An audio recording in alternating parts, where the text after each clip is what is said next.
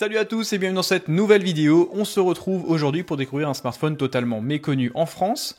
Il s'agit du Ulfone Note 13P, un smartphone commercialisé entre 160 et 170 € à peu près. C'est un produit qui est clairement pas connu en France, d'ailleurs la marque Ulfone n'est clairement pas répandue. C'est une marque que j'avais déjà présentée sur la chaîne par le biais d'un smartphone ultra résistant type Crosscall, Caterpillar, un smartphone vraiment à toute épreuve et plutôt sympa. D'ailleurs, si ce type de smartphone baroudeur vous intéresse, dites-le moi dans les commentaires parce qu'il y a un autre modèle toujours de la marque Ulfone qui arrive très prochainement sur la chaîne, du coup restez attentifs, ça arrive très bientôt. Au niveau du coffret, ça reste très sympa, on a bien sûr un visuel du smartphone, on voit bien sûr le logo du fabricant, Ulfone, donc comme je l'ai dit c'est une marque qui est un petit peu comme Cubot, que j'ai également présenté récemment sur la chaîne, sauf que je trouve que Ulfone est un petit peu plus innovant, un petit peu plus intéressant avec des smartphones plus haut de gamme, notamment au niveau des développements des smartphones ultra résistants, comme je l'ai dit, pour concurrencer Crosscall et Caterpillar, ils ont vraiment des produits intéressants qui dépassent parfois les 500 €. On voit également l'appellation complète de ce produit, c'est donc le Note 13P. Autant vous dire que le nom il est pas super sexy, quoi qu'il en soit ça permet quand même de le différencier de la concurrence. Et au dos du coffret, bien sûr, on retrouve quelques informations techniques, mais ça, vous le savez, j'y reviens lors du déballage. À l'ouverture du coffret, on tombe directement sur le smartphone, celui-ci est clairement bien emballé et bien protégé, ça fait plutôt plaisir, surtout que ce sont des produits qui viennent généralement d'assez loin, où les transports peuvent être un petit peu parfois inquiétants, quoi qu'il en soit, pour le coup, aucun problème, ils sont vraiment bien protégés, que ce soit pour ce modèle ou même l'autre produit, donc comme je l'ai dit juste avant, vraiment axé chantier, baroudeur, etc., ultra résistant, les deux produits sont clairement bien emballés, ça respire le sérieux. Comme toujours, on retrouve pas mal de documentation, bien sûr un petit guide d'utilisateur qui est traduit en français, des instructions liées à la sécurité, des instructions également liées à la garantie de ce smartphone, bref, c'est vraiment très complet.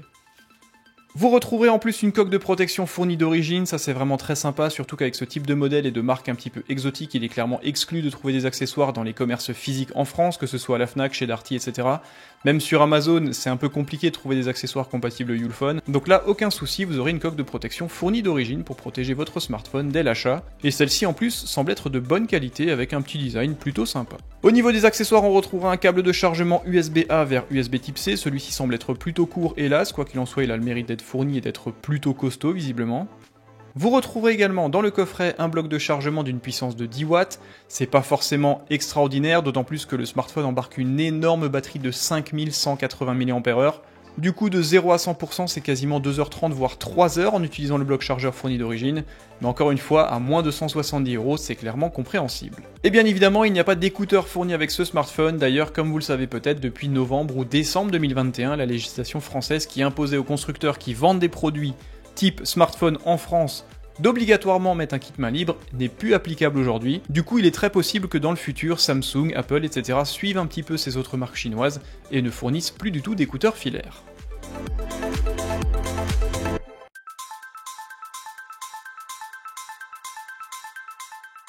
Voilà pour les accessoires fournis avec ce Note 13P, encore une fois je le rappelle, vendu moins de 170 €, enfin aux alentours de 170 €. C'est un coffret qui est plutôt complet et encore une fois les écouteurs filaires n'ont plus nécessairement l'obligation d'être fournis, même sur le marché français. Voici donc le design du smartphone et très sincèrement je le trouve vraiment réussi, il y a vraiment un travail qui a été apporté en termes de design et d'ergonomie. Alors bien évidemment on n'allait pas chercher du verre, de l'aluminium, de la céramique, etc. sur ce type de produit, ça n'est clairement pas le segment recherché par Ulfone. Quoi qu'il en soit, la coque en plastique à l'arrière bénéficie d'un beau traitement, le design est plutôt réussi, la qualité d'assemblage est clairement au rendez-vous, encore une fois c'est assez surprenant.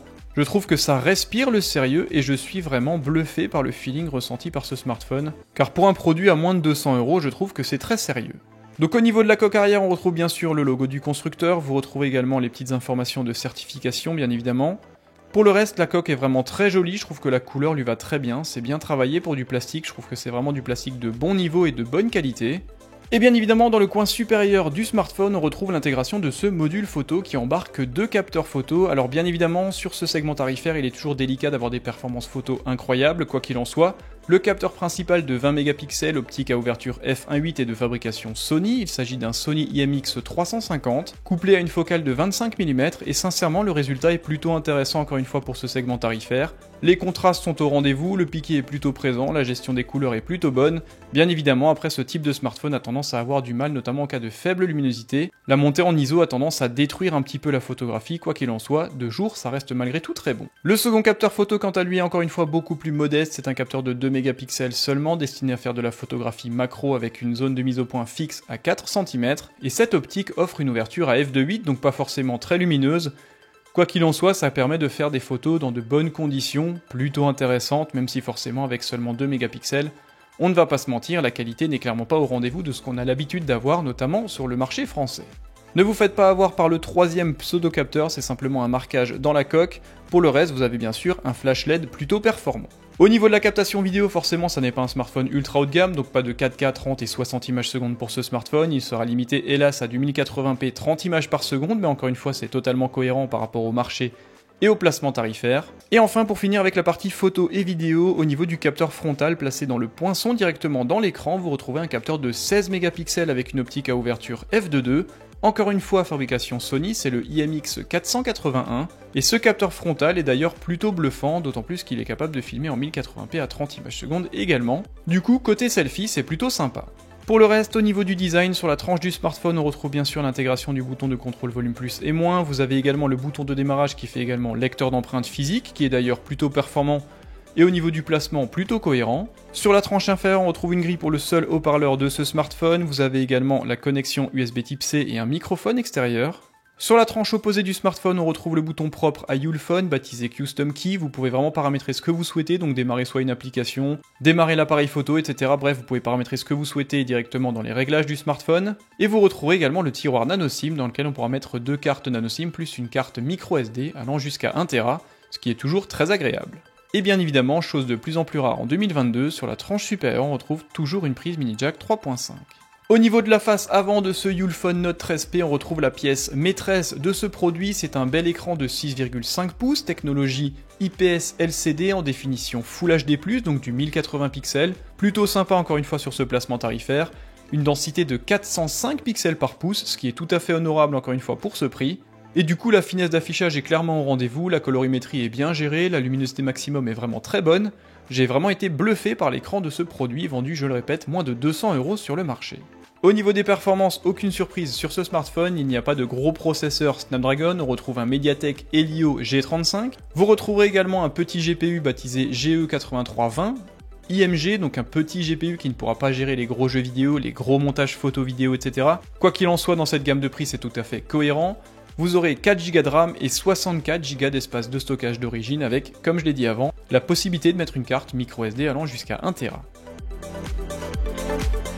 Une fois qu'on a démarré le smartphone, on tombe donc directement sur ce bel écran, comme je l'ai dit juste avant, de 6,5 pouces, technologie IPS LCD. Les couleurs sont plutôt jolies, alors bien évidemment au niveau de l'optimisation, on aurait aimé rogner un petit peu plus, notamment au niveau du menton. Quoi qu'il en soit, pour le reste, les bordures sont plutôt bien travaillées et plutôt fines. L'intégration du capteur photo frontal dans un petit poinçon comme ça est plutôt bien gérée, c'est plutôt joli. Et au niveau de l'ergonomie, malgré un grand écran de 6,5 pouces, ça reste un produit plutôt agréable en main, plutôt sympa. Celui-ci pèse 199 grammes et vraiment le poids est bien réparti. L'aspect arrondi de la coque en fait un produit vraiment très agréable en utilisation et qui renvoie à vraiment un feeling qualitatif. Concernant l'interface, aucune surprise, c'est un smartphone qui tourne nativement sur Android en version 11, donc aucune surprise, on s'y retrouve très rapidement, ça fonctionne très bien, c'est d'ailleurs même à ma grande surprise plutôt véloce encore une fois pour le placement tarifaire. Concernant la connectivité, ça reste également très bon, module NFC, module Bluetooth en version 5.0, un module Wi-Fi en version 5, connexion USB type C plus mini jack 3.5, dual SIM, micro SD, bref c'est vraiment un produit qui est plutôt complet. Et pour m'en être servi pendant quelques jours, j'ai vraiment été bluffé, notamment au niveau de la personnalisation, on peut vraiment faire tout ce que l'on souhaite. Même si ce smartphone tourne nativement sur Android en version 11, la petite surcouche maison Ulefone est vraiment bien pensée, plutôt sympa, d'autant plus que celle-ci n'impacte pas la vélocité du smartphone. Bref, vous l'aurez compris, c'est une agréable surprise pour un smartphone vendu à ce prix-là, et ça change un petit peu de tout ce qu'on trouve habituellement sur le marché. Voilà pour la présentation et le déballage rapide de ce Ulefone Note 13P, un smartphone comme je l'ai dit vendu entre 160, 170 ou 180 € environ en fonction du lieu et du moment d'achat. Principalement disponible sur internet, bien évidemment très peu répandu en France. Quoi qu'il en soit, ça reste une alternative tout à fait cohérente et pertinente par rapport à la concurrence, notamment au Samsung entrée de gamme, etc. Parce que celui-ci offre un design qui est relativement réussi, des performances photo en pleine lumière plutôt bonnes, et des performances notamment au niveau de la téléphonie simple, tout à fait honorable. Le son est très bon, la captation réseau est vraiment très bonne également. Bref, c'est vraiment une belle surprise, merci en tout cas à Ulefone de m'avoir permis d'accéder à ce smartphone. Dites-moi vous ce que vous en pensez dans les commentaires. Restez attentifs parce que le Armor X10 arrive très prochainement et celui-ci est vraiment très costaud.